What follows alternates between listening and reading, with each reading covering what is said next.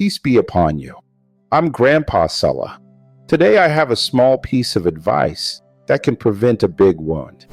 Imagine you run into your friend's son or daughter at the airport, a football stadium, a birthday party, a hair salon, a clothing store, or any event. You've known the parent for years, school, work, neighborhood, shared memories. In a casual moment, someone says a line as if it's harmless. Your dad used to be a troublemaker. Or your mom was flirtatious. Or any negative label, presented like a light joke. Here is the problem.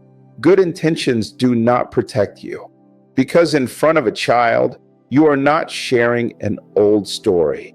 You are touching a pillar, the value of fatherhood, the dignity of motherhood, the respect of the whole family image.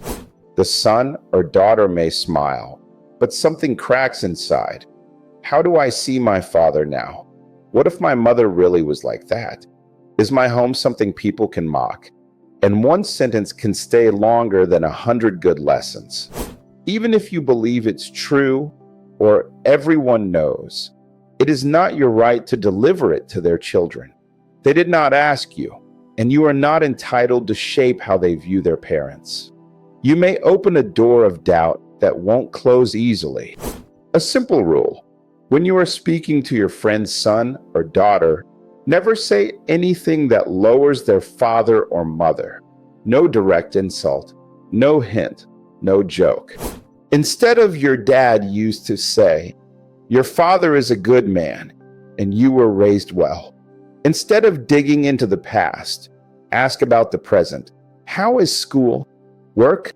What do you enjoy? Make the encounter a safe space, not a moment of exposure. If a word slips out, don't defend it too much. Stop immediately and say, "I'm sorry. That wasn't appropriate to say in front of you." A clear apology repairs more than long explanations.